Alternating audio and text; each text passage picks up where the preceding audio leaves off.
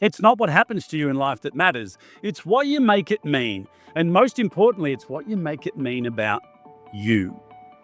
The experiences that you've been through have conditioned you to think about yourself in a certain way. Unfortunately, we spend a lot of time wanting other people to accept us, yet we haven't accepted ourselves.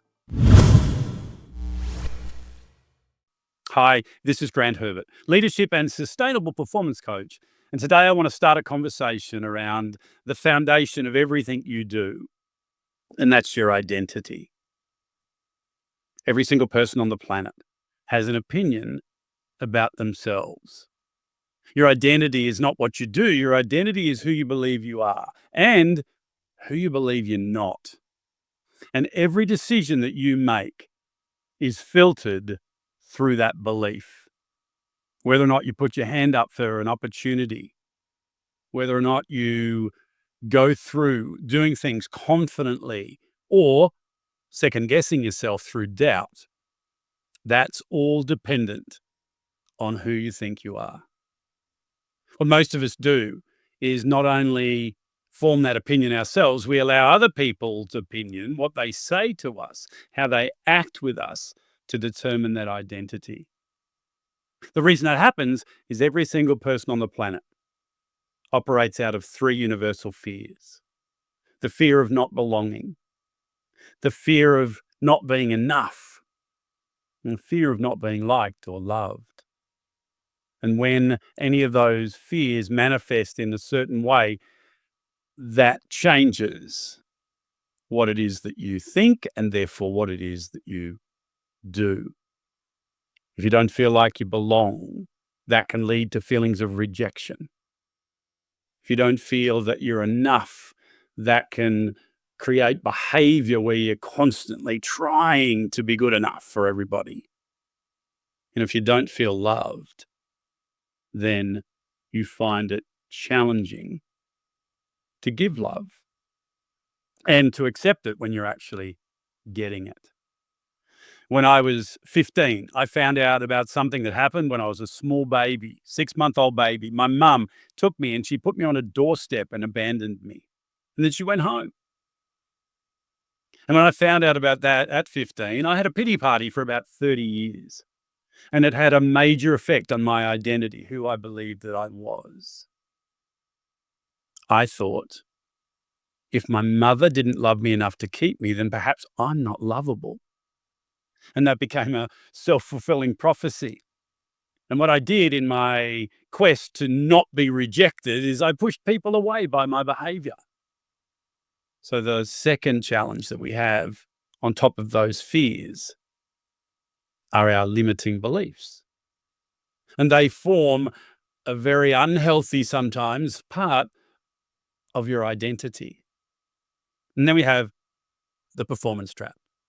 So we're seeking to get other people to see that we do belong, that we are good enough, and we want them to like us and love us. So we perform in a certain way so that we get that from them. Unfortunately, the way that we do it is counterintuitive. And instead of giving us what we want, it pulls it away even further.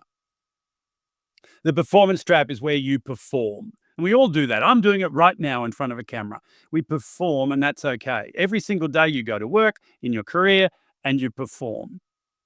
But the problem comes in with the motive for which you perform. And if that motive is to mitigate or eliminate one of those three universal fears, that's where the problems start.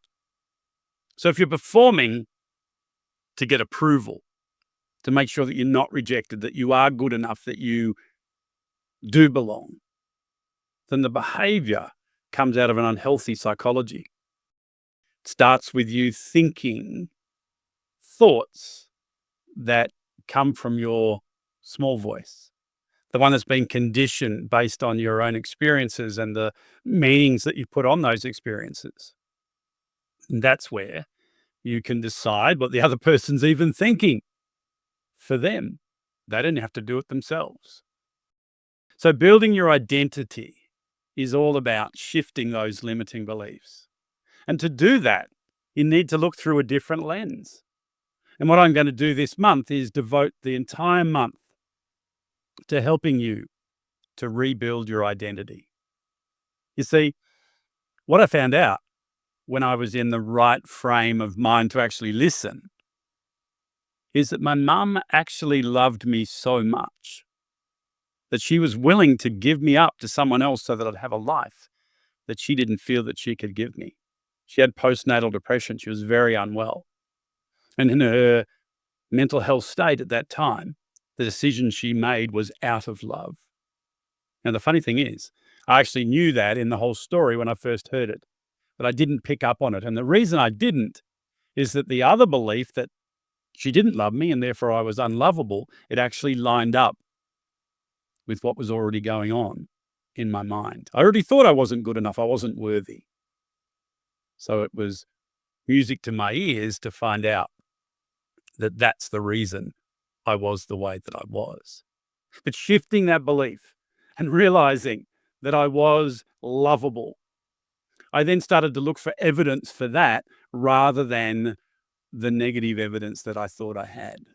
I said, objection, facts not in evidence. And every time that the thoughts come up, I'm able to give the real evidence of the fact that I am good at what I do.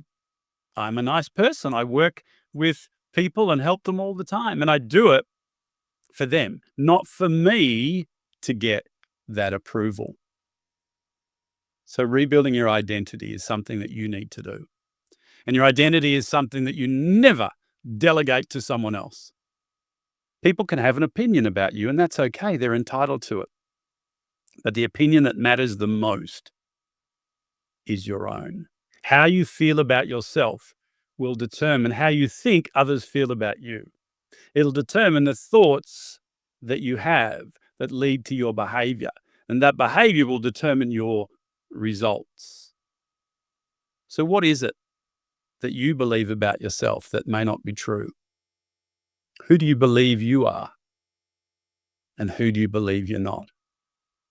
I look forward to you joining the conversation in this month with me and looking for opportunities for you to shift those beliefs, to see yourself in a different light.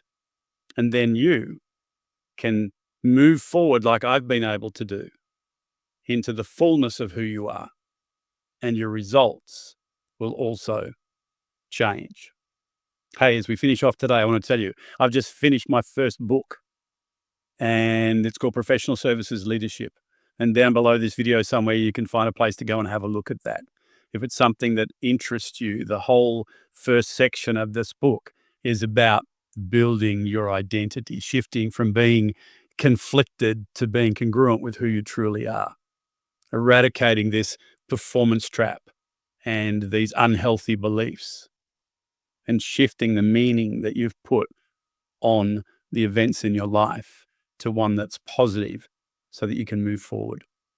Well, that's it from me for this video. What I'm going to do during this week and in the following weeks is drop some short videos that'll give you some quick and actionable steps that you can take to rebuild your identity. I'll see you then.